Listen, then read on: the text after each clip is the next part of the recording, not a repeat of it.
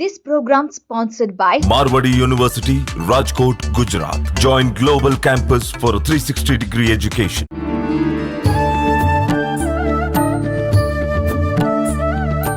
నమస్కారం, welcome to I dream. ధర్మ మార్గం కార్యక్రమానికి స్వాగతం. నేను మీ విజిత.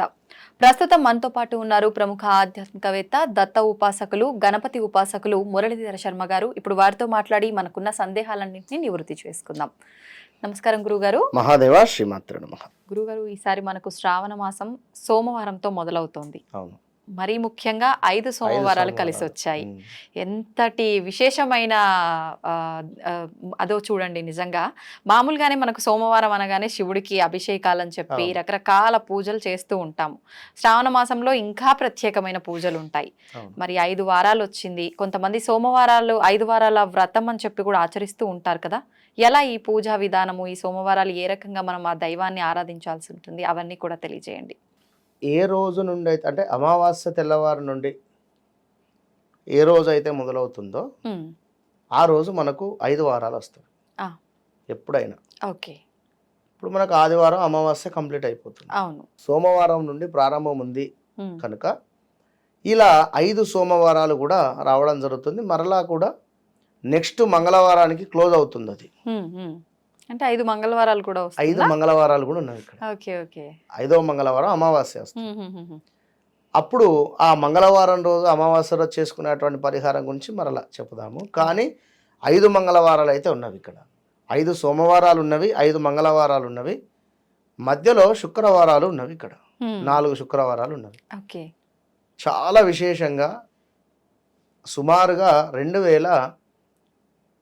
2021లో వచ్చి 20లో కూడా కాదండి, 2018లో 19లో వచ్చింది ఇలా. మరలా ఈ 4-5 ఇయర్స్ తర్వాత ఈ విధంగా వస్తుంది. కనుక విశేషంగా భక్తులు ఈశ్వరుని యొక్క ఆరాధనలో ఉండండి. ఇక్కడ సోమవారము ప్రదోష కాలంలో ఈశ్వరునికి ఒక సోమవారం, మొదటి సోమవారం వచ్చేసి మనకు ఈ తెల్ల జిల్లేడు అంటారు ఆ పువ్వులు, దాంతో పాటుగా కాయ ఉంటుంది, తెల్ల జిల్లేడు కాయ.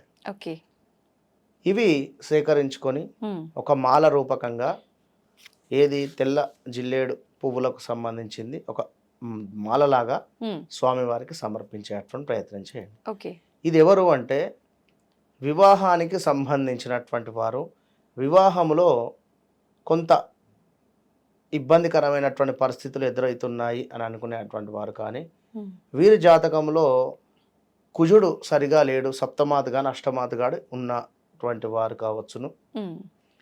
తరచూ కూడా స్టమక్ రిలేటెడ్ ఇష్యూస్, అంటే ఇక్కడ కడుపుకు సంబంధించినటువంటి సమస్యలు, గ్యాస్ రిలేటెడ్ కానీ లేదా ఏదైనా ఇలా ఉండేటువంటి వారు ఖచ్చితంగా కూడా ప్రదోష కాలంలో ఈశ్వరునికి ఈ సోమవారము ముఖ్యంగా తేనెతో అభిషేకం చేయండి. తేనెతో ప్రదోష కాలంలో అభిషేకం చేసిన తర్వాత ఈ మనం చెప్పినటువంటి యొక్క తెల్ల జిల్లేడు యొక్క కాయ, జిల్లేడు కాయ, ఇక్కడ జిల్లేడు కాయ ఒక 9 తీసుకొని 8 స్వామివారికి సమర్పించండి. లేదా ఒక 2-3 దొరికినా ఎన్నైనా స్వామివారికి సమర్పించి ఒకటి మాత్రము దీపారాధన చేయాలి. ఇక్కడ ఒక జిల్లేడు కాయను తీసుకొని దానిపైన తొడిమను కాస్త తొడచాలి, అందులో కొంత నూనె పట్టేటువంటి విధంగా. ఓకే, కాస్త నూనె అందులో పోసిన తర్వాత పువ్వొత్తులు ఉంటాయి మనకు, జస్ట్ కింద రౌండ్ చెప్పిన ఓన్లీ పువ్వొత్తు, ఆ పువ్వొత్తును అందులో వేసేసి కింద మట్టి పాత్ర, జిల్లేడు కాయ, పైన కాస్త తొడిచినటువంటి మన ఆ యొక్క క్యాప్ తీసేసి పైన అందులో కొంత నువ్వుల నూనె యొక్క పువ్వొత్తి వేసేసి చక్కగా కూడా దీపారాధన. బయట ఎక్కడైనా దేవాలయంలో మనకు వాయులింగంగా ఎక్కడైనా ఉంది అనుకుంటే అందరము కూడా ముట్టుకునేటువంటి విధంగా ఉంది, అందరూ అభిషేకం చేసుకునేటువంటి విధంగా ఉంది అంటే తప్పకుండా కూడా మీరు ఇలా మనం చెప్పినటువంటి విధంగా అభిషేకం చేయండి. లేదు అనుకుంటే ఎక్కడైనా అభిషేకం టికెట్ తీసుకోండి, అర్చన టికెట్ తీసుకోండి, లోపలికి వెళ్ళండి, అభిషేకం చేసుకొని స్వామివారికి సమర్పించి అక్కడే గర్భగుడిలో యొక్క దీపారాధన చేయండి. ఒక సోమవారం. ఉమ్. రెండవ మొదటి సోమవారము చెరుకు ఉమ్. రసముతో లేదా చెరుకు గడలను ఉమ్. చిన్న చిన్నగా కట్ చేసి స్వామివారికి అభిషేకించండి. ఓకే. అద్భుతమైనటువంటి రాజకీయానికి సంబంధించింది కానీ లేదా ఆర్థికంగా ఉమ్. లేదా అభివృద్ధి కొరకు మీరు చెరుకు గడలతో కానీ చెరుకు రసంతో కానీ అభిషేకం చేయండి ప్రదోష కాలంలో. ఓకే. ఓకే. ఇక మూడవ సోమవారం వచ్చేసరికి మనకు విశేషంగా కూడా ఎవరికైనా ఉద్యోగానికి సంబంధించి మాకు ఉద్యోగంలో ఇబ్బందులు లేదా ఉద్యోగానికి సంబంధించింది ఇలా అనుకునేటువంటి వారు ఖచ్చితంగా కూడా భస్మముతో అభిషేకం చేయాలి. ఓకే. భస్మముతో స్వామివారికి పొడి భస్మంతో ఈ యొక్క 3 వేళ్లతో ఓం నమ శివాయ ఓం నమ శివాయ ఓం నమ శివాయ ఓం నమ శివాయ అని చెప్పి అభిషేకం చేయండి. 108 సార్లు ఓం నమ శివాయ అనుకోండి. లేదా అక్కడ బ్రాహ్మణులు అవైలబుల్లో ఉన్నట్టయితే అభిషేకం టికెట్ తీసుకొని చక్కగా కూడా అభిషేకం మంత్రంతో రుద్రం ఒక పనస చెప్పుకొని ఒక అనువాకం చెప్పుకొని రుద్రము అభిషేకం చేయించుకోండి. చక్కగా అభిషేకం చేసినటువంటి ఆ యొక్క భస్మాన్ని తీసుకొని ప్రతిరోజు కూడా బొట్టు పెట్టుకోవాలి. అయిందా? 4వ సోమవారం వచ్చి ఇది ఎవరైతే డబ్బులు ఎవరికైతే ఇచ్చారో తిరిగి రావటం లేదు, డబ్బులు ఎవరైతే ఇచ్చున్నారో పలానా వ్యక్తికి ఇచ్చాం, ఇప్పుడు ఆర్థికంగా ఎన్నో చెప్తున్నాం కానీ మనము డబ్బులు ఇచ్చి తిరిగి రాక ఇబ్బంది పడుతున్నాం.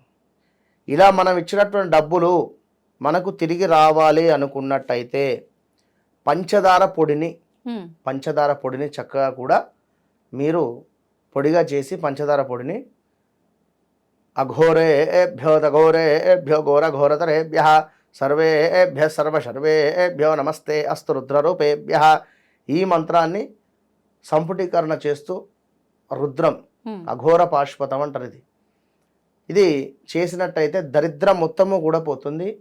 ఇది వివాహం కాని వారికి కూడా పనికి వస్తుంది. ఈరోజు ఎవరైనా వివాహానికి సంబంధించింది అనుకున్నా కూడా మీరు చేసుకోవచ్చు. కుబేర పాశుపతం ఇది, కుబేరుని మంత్రం ఇది. ఇందులో ఇది అఘోర పాశుపతము. మరొకటి రాజాదిరాజాయ ప్రసజ్ఞ సాహినే నమో వయం వై శ్రవణాయ కుర్మహే సమే కామాన్ కామకామాయ మహ్యం కామేశ్వరో వై శ్రవణో దదాతు ఇట్లా మొదలవుతుంది. కుబేరాయ వై శ్రవణాయ మహారాజాయ నమః. ఇది కుబేరుని మంత్రం. ఈ కుబేరుని మంత్రము అటు రుద్రము కలుపుతూ ఈ యొక్క చక్కెర పొడితో లేదా భస్మంతో కూడా మళ్ళీ చేసుకోవచ్చు. ఇది చాలా విశేషంగా ఈశ్వరునికి ఎంతో ప్రీతి ఇది. ఇక 5వ సోమవారం రోజు చక్కగా కూడా ఎలాంటి అభిషేకం లేకుండా స్వామి దగ్గర కూర్చొని మీరు స్వామితో కనెక్ట్ కండి. ఓకే. ఇక ఇన్ని రోజులు చేసుకున్నారు, మరి మీ ప్రవర్తన ఏ విధంగా ఉంది? అభిషేకం చేసుకున్నారు, ఎదుటి వ్యక్తిని ఎవరినైనా బాధ పెట్టారా? లేదా మీ కింద పనిచేసేటువంటి వారు మనసును ఏమైనా బాధ పెట్టున్నారా? ఏమైనా స్వామివారికి మీరు అపరాధ నమస్కారం పెట్టేది ఉందా? ఇప్పుడు మనం ఒక తప్పు చేశాం, అయ్యో నాన్న నేను తెలియక చేశాను అని చెప్పి ఎట్లా అమ్మతోనో నాన్నతోనో చెప్పుకుంటాం కదా. అదేవిధంగా నేను పలానా వ్యక్తిని ఒక మాట అన్నాను, లేదా పలానా వ్యక్తితో నాకు కొంత గొడవ జరిగింది, తప్పు నాదే అయినప్పటికీ నేను నా ఈగో ఫీలింగ్ వల్ల నేను అక్కడ ఉర్రాల్సి వచ్చింది. ఇలాంటి తప్పులు ఏమైనా ఉన్నాయా? వేడుకోండి పోయి. అన్యదా శరణం నాస్తి త్వమేవ శరణం మమ తస్మాత్ కారుణ్య భావేన రక్ష రక్ష పరమేశ్వర. అంతే. దండం పెట్టుకొని చక్కగా కూడా స్వామివారితో మాట్లాడి ఒక స్వీట్ బాక్స్ తీసుకొని ఎవరికైనా కూడా చిన్న పిల్లలకు లడ్డు కానీ మైసూరు పాకో లేదా మీకు తోచింది మీ శక్తి కొలది పిల్లలకు ఎక్కడైనా పిల్లలు కనబడ్డ చోట చక్కగా ఆ యొక్క స్వీట్ బాక్స్ మనిషికి ఒక స్వీట్ ఇచ్చేసి వెళ్ళిపోండి. ఇంట్లోకి తీసుకొని వెళ్ళాలి అని కాకుండా ఇంటికి వేరే సపరేట్గా తీసుకువెళ్ళండి. అంతే. ఈ రకంగా చేసుకోండి. మీకు ఎలాంటి ఇప్పుడు మనం చెప్పినటువంటివి మెయిన్ సమస్యలు ఉంటుంది, తప్పకుండా బాగుంటుంది. ఇక మంగళవారాలు శుక్రవారాలు అంటే కుంకుమార్చన. కుంకుమార్చన. ప్రతి శుక్రవారం విశేషంగా అమ్మవారికి కుంకుమార్చన. ఉమ్. ఒక్కొక్క శుక్రవారము ఒక్కొక్క పండ్లను సుమారుగా మీరు 9 జామకాయలు, 9 సేపులు, 9 ఏదైనా 9? 9 వస్తువులను తీసుకువెళ్ళి సమర్పించండి. ఓకే. తమలపాకులు 9, తాంబూలం 9. ఉమ్. ఇలా శుక్రవారాలు 4. ఉమ్. మంగళవారాలు కూడా సేమ్. మంగళవారాలు ముఖ్యంగా కూడా దానిమ్మ పండ్లను ఉమ్. దానంగా ఇవ్వండి. చక్కగా వివరించారు గురుగారు. ధన్యవాదాలు. మహాదేవ.